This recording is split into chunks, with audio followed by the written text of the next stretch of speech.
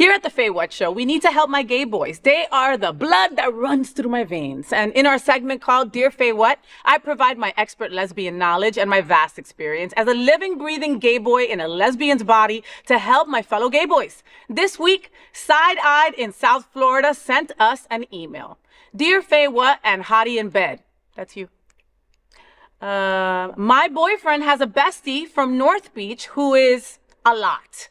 She texts him constantly, pops up at plans that were supposed to be our time, and somehow always needs him when I'm around. She even brings her dog everywhere. Well, that's not wrong.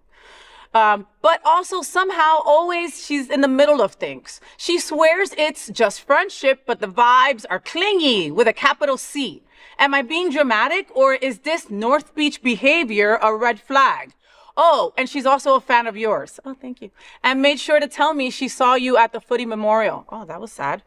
Signed, Side-Eyed in South Florida. So, Footy was my first boss. He gave me my first radio job on Y100, and I was part of a show called Footy and the Chicks at 6. That was when you can say chicks, okay? And it was a wonderful time. And unfortunately, he passed. And I was at a memorial a couple of weeks ago, or I guess Side-Eyed was at. Hi. I mean, you could have said hello. Okay, Ryan, what do you think? What do you think about this story? What do you think about this advice? What do you think that is going on here? I don't know if I think dear writer's asking for advice. I think this was a shot across the bow, especially if she's a fan and maybe watching this. I think that one of the things that stands out to me about it is she keeps showing up at places that she's not invited to, that it's just supposed to be the two of them. But how does she know? Exactly. So is the boyfriend inviting her? Is she a buffer? Is there something different going on in the relationship that he might need to explore, not with her, but with his boyfriend? I share my location with a couple of my gay boys. And that's just a safety thing. Of course. You know what I mean? It's not that I'm there going, where's Kevin? Kevin, where's Tony? It's just more like, hey, did you get home? I see you got home. You know what I mean? Or, you know, Faye, did you get home? Kind of deal. So maybe they share their locations, and maybe that's how she knows, you know? A gay boy's bestie, when it's a girl, becomes a very tight relationship. And then one of them gets a person. And it changes the whole dynamic of what they're used to, you know? I think that if this relationship is going to last, and if he feels that this relationship is something to really invest into, then you need to have a conversation about boundaries, and you need to have it like yesterday. That's exactly right. You know, I mean, like, everybody needs good friends. And and if you get with somebody that tells you stop being friends with this person, get rid of that guy or girl or person immediately, all right? Anybody who tries to keep you away from your friends or chosen family are pieces of shit, okay? And they're doing it to control you. That being said, there's a difference between that and someone who's clingy, very needy. I mean, there's, brings her dog everywhere. I mean, like, it could be a lot for a new relationship trying to build a foundation. That's exactly right. Relationships need to have that time where you're just together, you can have intimacy, and, that might be going away somewhere, going out to dinner, whatever.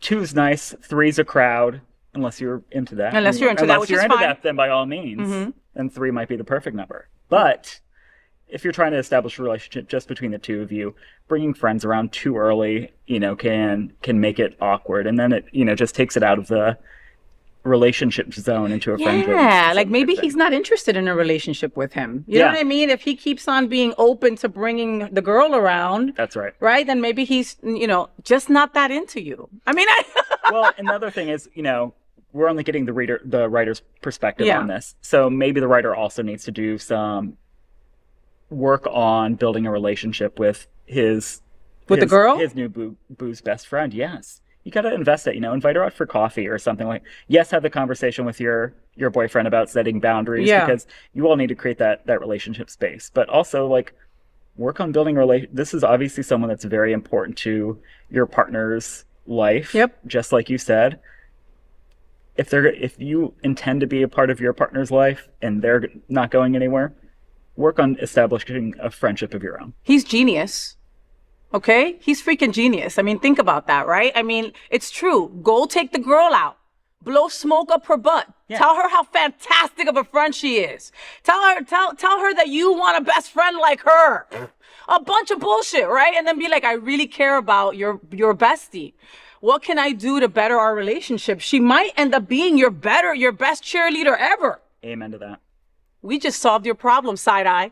You can thank us later. Next time somebody sees me at somewhere, say hello. Anyway, keep those emails coming, okay? Because we love to help here at the FayWhat Show. Write that email to FayWhat@happeningout.com. And this is an important conversation for our LGBTQ community. Help us tell these important stories by liking and subscribing.